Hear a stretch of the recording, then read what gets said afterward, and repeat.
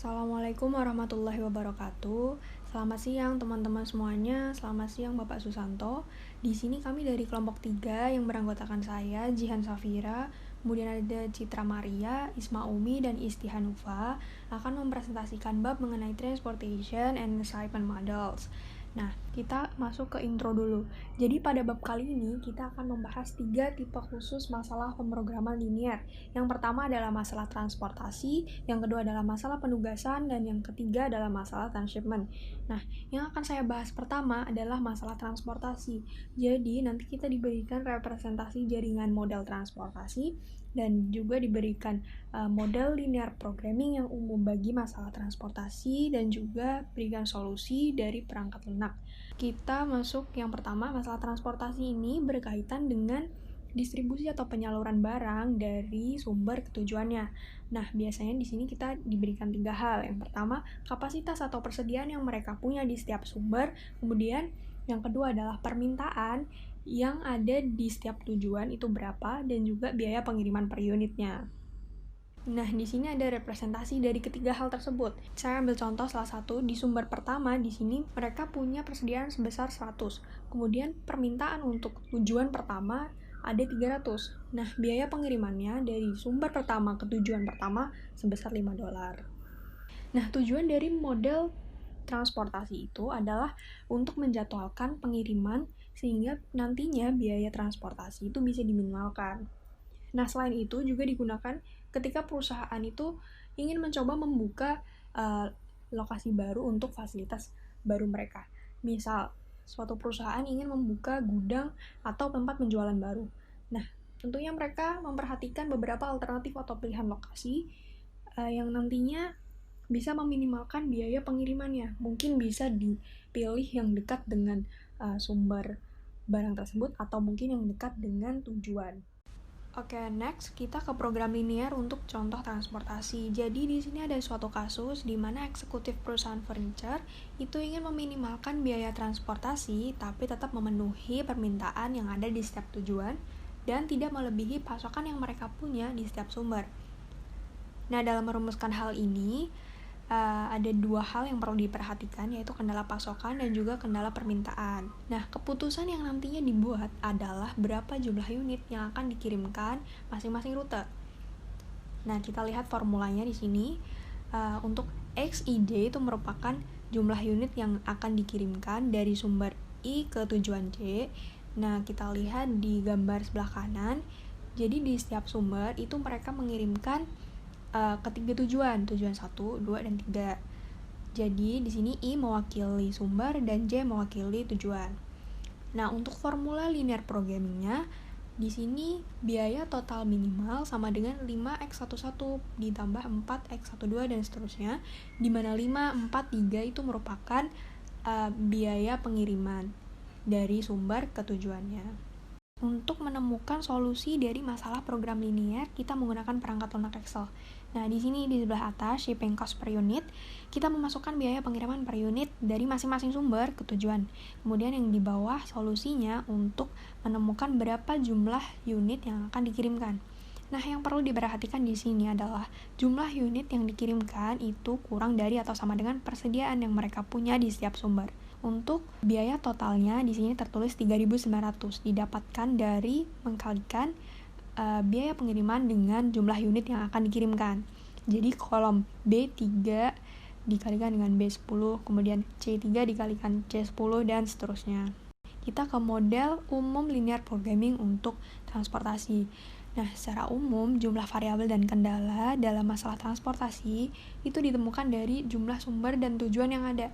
Jadi, untuk menghitung banyaknya variabel itu didapat dengan mengkalikan jumlah sumber dan tujuan.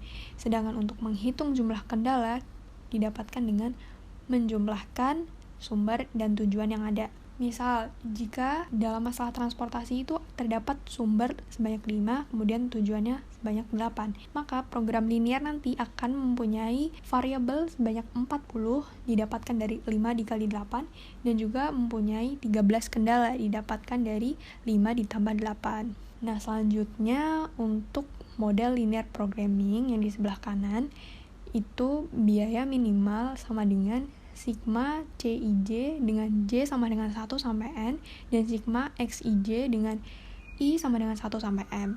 Di mana sigma XIJ dengan J sama dengan 1 sampai N itu kurang dari sama dengan SI, di mana SI adalah persediaan sumber I.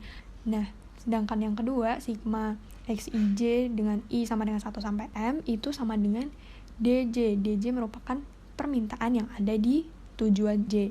Nah, yang perlu diperhatikan di sini adalah di mana XIJ itu harus lebih besar sama dengan 0. Sekian dari saya, selanjutnya akan dilanjutkan oleh rekan saya Citra. Terima kasih.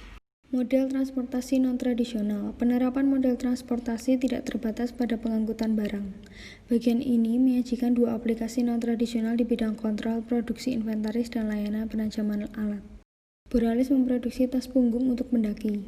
Permintaan produknya selama periode puncak Maret hingga Juni setiap tahunnya masing-masing adalah 100, 200, 180, dan 300 unit. Perusahaan menggunakan tenaga kerja paruh waktu untuk mengakomodasi fluktuasi permintaan. Diperkirakan Borealis dapat memproduksi 50, 180, 280, dan 270 unit pada Maret hingga Juni. Permintaan bulan ini mungkin dipenuhi dengan salah satu dari 3 cara. Yang pertama, produksi bulan ini dengan biaya $40 per bungkus. Yang kedua, produksi surplus di bulan sebelumnya dengan biaya penyimpanan tambahan sebesar $0,5 per bungkus per bulan. Yang ketiga, produksi surplus di bulan berikutnya atau pemesanan kembali dengan biaya penalti tambahan sebanyak $2 per bungkus per bulan. Borealis ingin menentukan jadwal produksi optimal selama 4 bulan. Garis putus-putus menunjukkan pemesanan kembali. Garis putus-putus menunjukkan produksi untuk periode mendatang, dan garis padat menunjukkan produksi dalam periode itu sendiri. Total biayanya adalah $31.455. Algoritma transportasi. Langkah-langkah dasar dalam algoritma transportasi sama persis dengan metode simplex. Namun, alih-alih menggunakan simplex biasa, kami memanfaatkan struktur khusus mode transportasi untuk melakukan perhitungan algoritma dengan lebih nyaman. Yang pertama, tentukan solusi dasar yang layak dimulai dan lanjutkan ke langkah yang kedua. Yang kedua, gunakan kondisi optimal dari metode simplex untuk menentukan variabel yang masuk dari semua variabel non-basic. Jika kondisi optimal terpenuhi, hentikan. Jika tidak, lanjutkan ke langkah yang ketiga. Yang ketiga, gunakan kondisi kelayakan metode simplex untuk menentukan variabel keluar dari semua variabel dasar saat ini, dan temukan solusi dasar baru. Kembali ke langkah 2.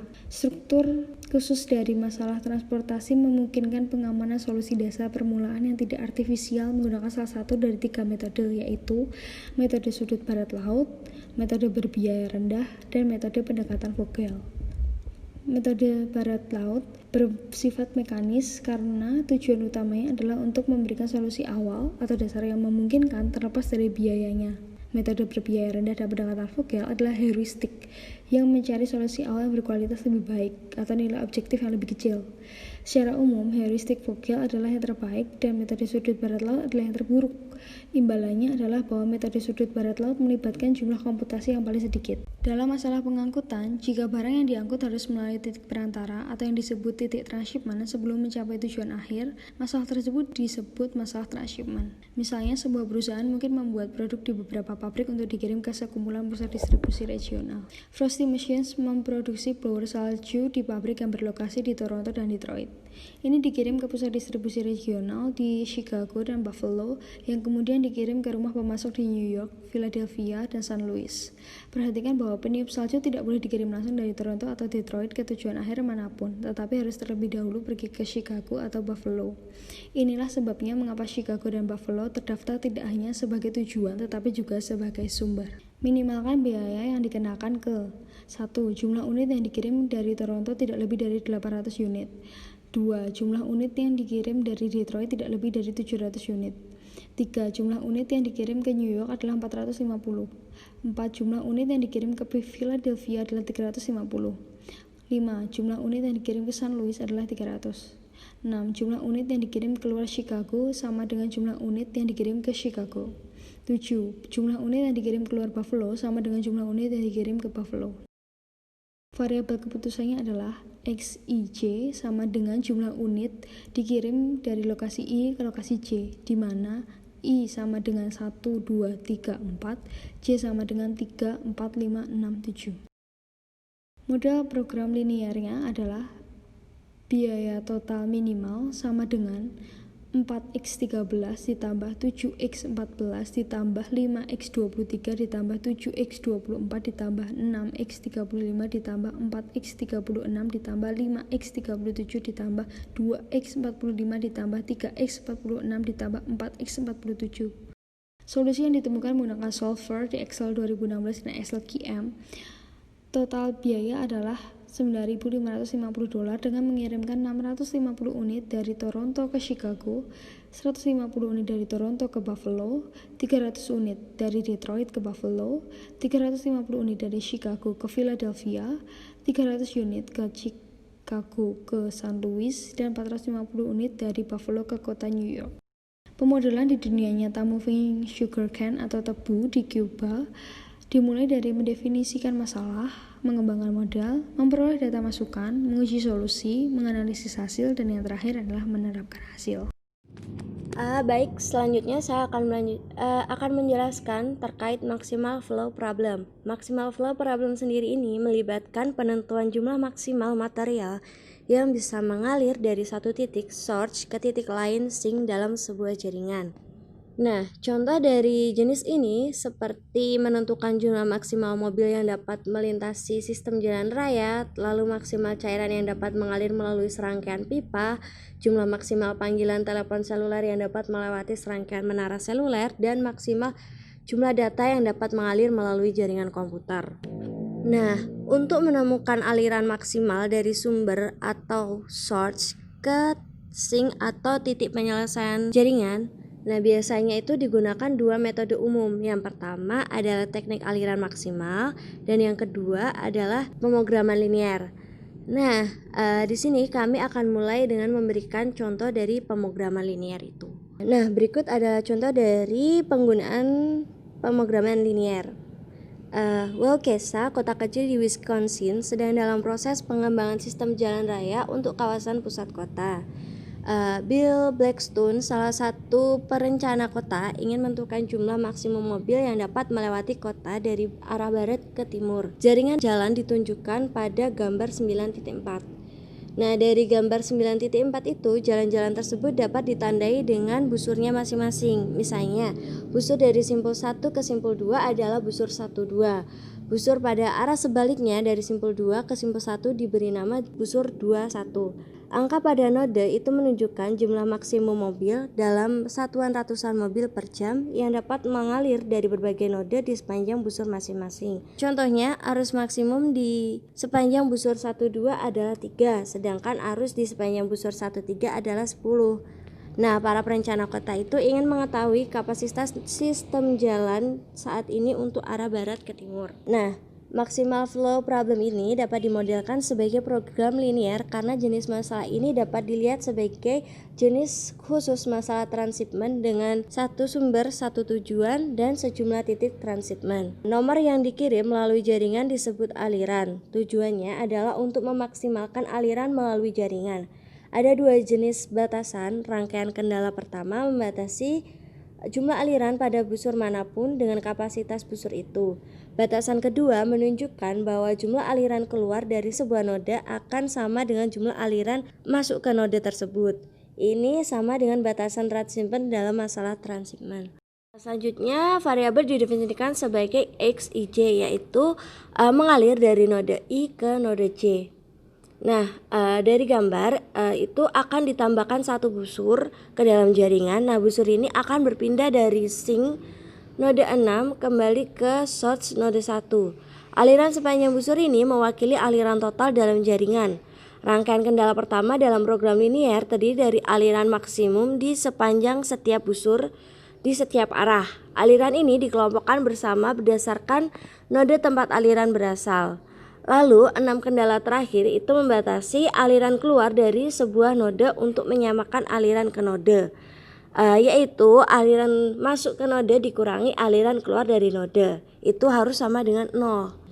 Nah, dari gambar dapat dilihat bahwa terdapat persamaan untuk kapasitas area node 1, node 2, hingga node 6. Lalu selanjutnya ada persamaan untuk arus masuk dan arus keluar, sehingga diperoleh persamaan yang dapat dilihat dalam gambar. Nah, kan setelah didapatkan persamaan, sekarang dapat dipecahkan dengan menggunakan Microsoft Excel. Nah, pada gambar 9.6 ini mengilustrasikan solusi yang ditemukan menggunakan Microsoft Excel. Untuk mendapatkan hasil seperti itu, dapat dilakukan dengan cara membuka Excel, lalu klik ribbon Excel, pilih analisis jaringan sebagai persamaan linear atau pilih maximal flow di jendela maximal flow, lalu dapat memasukkan node sejumlah 6 dan klik OK. Sebuah lembar kerja itu akan terlihat, nah dapat dikembangkan seperti pada gambar 9.6. Lalu masukkan data untuk kapasitas busur, lalu klik solver. Lalu klik selesaikan dan jendela input solver, dan hasilnya akan dimasukkan ke dalam lembar kerja. Ini adalah shortest route problem. Ini dalam jaringan ini seringkali melibatkan penentuan rute terpendek dari satu node ke node lainnya. Nah, masalah ini dapat dimodelkan sebagai pemrograman linear dengan 0 dan 1 variabel, atau dapat dimodelkan dan diselesaikan menggunakan algoritma khusus. Nah, berikut ini adalah contoh dari shortest route problem, yaitu setiap hari Rai Design harus mengangkut tempat tidur, kursi, dan barang furnitur lainnya dari pabrik ke gudang. Nah, ini melibatkan melewati beberapa kota dan tidak ada jalan raya antar negara bagian langsung untuk mempermudah pengiriman. Nah, Rai ini ingin mencari rute dengan jarak terpendek. Jaringan akan ditunjukkan pada gambar 9.5. Nah, shortest route problem ini dapat dilihat sebagai jenis khusus dari masalah transshipment dengan satu sumber memiliki pasokan satu tujuan memiliki permintaan satu, dan sejumlah titik transshipment lainnya. Nah, jenis masalah ini dapat dimodelkan dengan program linear dengan 0 dan 1 variabel. Nah, Rai mencoba untuk memutuskan rute busur mana yang akan dipilih untuk menjadi bagian dari sistem pengiriman. Oleh karena itu, variabel keputusan akan menunjukkan apakah busur tertentu dipilih untuk menjadi bagian dari rute yang diambil. Untuk Rai, misalnya, tujuannya adalah meminimalkan total jarak atau biaya dari awal hingga akhir. Batasan akan menentukan bahwa jumlah unit baik 0 atau 1 yang masuk ke sebuah node harus sama dengan jumlah yang keluar dari node. Sehingga variabel dapat didefinisikan sebagai xij sama dengan 1 jika busur dari node I ke node J. Lalu sebaliknya xij sama dengan 0. Nah, karena titik awal adalah simbol 1, maka tidak akan menyertakan variabel yang berpindah dari simbol 2 atau 3 kembali ke simbol 1. Demikian pula karena simbol 6 adalah tujuan akhir, maka tidak akan menyertakan variabel apapun yang dimulai pada simbol 6. Nah, melihat ini sebagai masalah transshipment, node asal atau node 1 ini harus memiliki satu unit yang dikirimkan keluar. Nah, sehingga diperoleh persamaan pada nomor 1, yaitu x12 ditambah x13 sama dengan 1. Lalu yang kedua, node tujuan akhir adalah node 6, maka harus memiliki satu unit yang dikirimkan ke sana. Nah, ini dapat diperoleh persamaan, yaitu x46 ditambah x56 sama dengan 1. Nah, karena setiap node perantara ini akan memiliki batasan yang mengharuskan jumlah yang masuk itu sama dengan jumlah yang keluar dari node tersebut, maka untuk node 2 ini akan menjadi x12 ditambah x32 sama dengan x23 ditambah x24 ditambah x25. Ini dapat disederhanakan bahwa x12 ditambah x32 sama dikurangin x23 dikurangi x24 dikurangi x25 sama dengan 0. Nah, tadi kan untuk contoh dari node 2. Nah, ini dapat dilakukan untuk node-node yang lainnya. Nah, lalu dapat diperoleh persamaan seperti pada gambar. Pada node 1, node 6 tadi sudah dijelaskan pada poin 1 dan poin 2. Untuk node 2 sudah dijelaskan pada poin 3. Nah, itu dapat dilakukan untuk node 3, node 4, dan node 5. Nah, walaupun masalah ini dapat diselesaikan dengan program linear, namun ini juga dapat diselesaikan dengan menggunakan Microsoft Excel. Nah, ini akan dijelaskan pada slide selanjutnya. Nah, untuk memperoleh hasil pada gambar 9.7 ini dapat dilakukan dengan cara membuka aplikasi Microsoft Excel, lalu pilih di ribbon Excel, pilih analisis jaringan sebagai linear program, lalu pilih shortest route, lalu memasukkan jumlah node 6 dan klik OK. Nah, selanjutnya akan ada sebuah lembar kerja untuk dikembangkan seperti yang dapat dilihat pada gambar. Lalu masukkan data untuk jarak, lalu klik solver, lalu mengikuti alur yang untuk dimasukkan ke dalam lembar kerja seperti pada gambar 9.7. Lalu menggunakan variabel yang x12 tambah x23 tambah x35 tambah x56 sama dengan 1. Nah, dapat diperoleh hasil bahwa Ray ini akan melakukan perjalanan dari kota 1 ke kota 2, lalu ke kota 3, lalu ke kota 5, dan kemudian ke final tujuan kota 6 dengan jarak total 290 mil. Teknik yang terakhir adalah pohon masalah rentang minimal atau minimal spanning tree problem. Nah, pohon masalah rentang minimal ini melibatkan diantaranya adalah menghubungkan semua titik jaringan bersama-sama sambil meminimalkan jarak total dalam koneksi ini. Jadi, titik-titik yang ada dalam jaringan ini itu dihubungkan berdasarkan jarak yang paling sedikit, sehingga jarak total yang dihasilkan juga akan menjadi minimal. Yang selanjutnya adalah langkah-langkah dalam teknik pohon masalah rentang minimal ini. Langkah yang pertama yaitu adalah pilih sembarang titik pada jaringan. Lalu yang kedua, hubungkan titik ini ke titik terdekat yang akan meminimalkan jarak total. Lalu selanjutnya langkah yang nomor 3 yaitu adalah setelah mempertimbangkan semua titik yang sekarang sudah terhubung, sekarang cari dan hubungkan titik terdekat yang tidak terhubung. Dan yang terakhir adalah ulangi langkah ketiga hingga semua titik yang ada dalam jaringan ini terhubung. Setelah tadi kita sudah mempelajari tentang langkah-langkah untuk teknik pohon masalah rentang minimal, selanjutnya kita akan mempelajari tentang contoh penerapan dari teknik ini. Nah, di sini ada sebuah contoh, yaitu sebuah perusahaan konstruksi sedang ingin mengembangkan sebuah proyek perumahan mewah di Panama City, Florida. Pemilik dan presiden konstruksi dari perusahaan ini harus menentukan cara yang paling murah untuk menyediakan air dan listrik ke setiap rumah yang akan dibangun. Nah, pada gambar di sebelahnya ini dapat dilihat jaringan dari rumah-rumah yang akan dibangun pada proyek ini, yaitu sebanyak 8 rumah. Untuk menyelesaikan masalah yang tadi, langkah pertama yang harus kita lakukan adalah dengan memilih suatu titik. Titik ini bisa diambil dengan cara random. Nah, pada contoh ini kita mengambil titik nomor 1. Setelah itu kita menghubungkan titik yang sudah kita ambil yang tadi, titik pertama tadi, ke titik selanjutnya yang memiliki jarak terdekat. Pada contoh ini, titik yang diambil adalah titik nomor 3 dengan jarak sebesar 2 atau 200 kaki. Setelah tadi kita sudah berhasil menyambungkan titik nomor 1 dan titik nomor 3, kemudian kita mencari lagi titik terdekat berikutnya. Nah, pada contoh kali ini, titik yang memiliki jarak paling dekat dengan titik nomor 3 yaitu adalah titik nomor 4 dengan jarak sejauh 200 kaki. Sekali lagi kita menghubungkan simpul-simpul ini, yaitu simpul nomor 3 dan simpul nomor 4. Selanjutnya, kita mencari titik terdekat mana yang belum terhubung ke titik nomor 1, 3, dan 4, yaitu adalah titik 2 dan titik 6. Masing-masing titik ini memiliki jarak sejauh 300 kaki.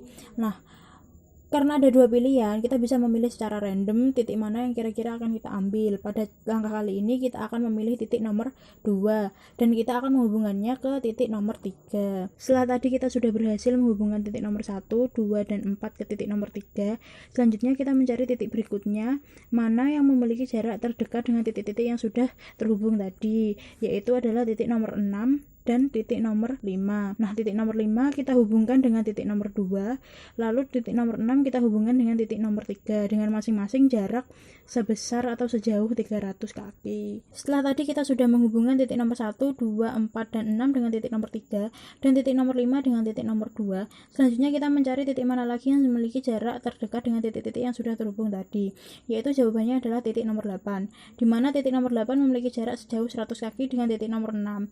Setelah kita menghubungkan titik nomor 8 dan nomor 6, hanya tersisa satu titik yang belum terhubung, yaitu titik nomor 7.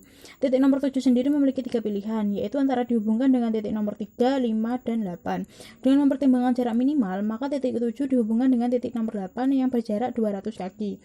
Setelah titik tadi semua terhubung, didapatkan total jarak sejauh 16 atau 1600 kaki. Selanjutnya disajikan sebuah tabel, yaitu tabel nomor 9.4.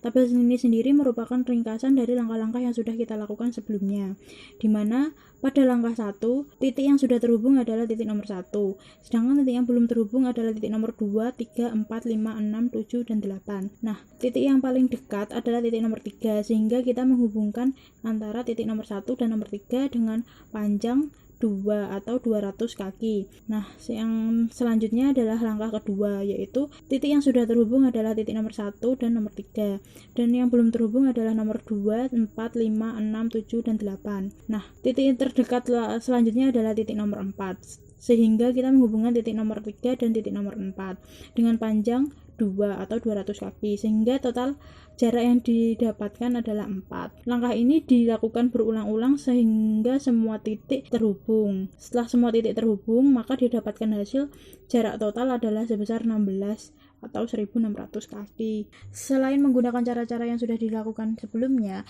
masalah ini juga dapat diatasi dengan menggunakan Excel QM ataupun QM untuk Windows. Menggunakan Excel QM di Excel 2016, pilih menu alfabetikal dari pita, gulir ke bawah ke analisis jaringan, dan pilih minimal spanning tree.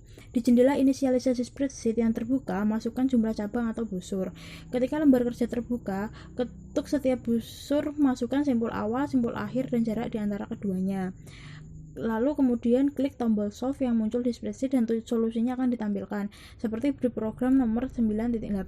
Masalah ini juga dapat diselesaikan di QM untuk Windows dengan memilih modul jaringan dan memasukkan masalah baru sebagai pohon rentang minimal. Inputnya sangat mirip dengan input QM Excel. Dan yang terakhir adalah kesimpulan. Dalam bab ini, kita membahas beberapa masalah yang biasanya dimodelkan sebagai jaringan, dengan titik dan busur mewakili berbagai situasi. Masalah-masalah ini adalah masalah transportasi, penugasan, transshipment, arus maksimal, rute terpendek, dan pohon masalah rentang minimal. Perangkat lunak komputer yang memanfaatkan struktur khusus dari masalah ini dapat membantu memecahkan masalah besar dengan sangat efisien.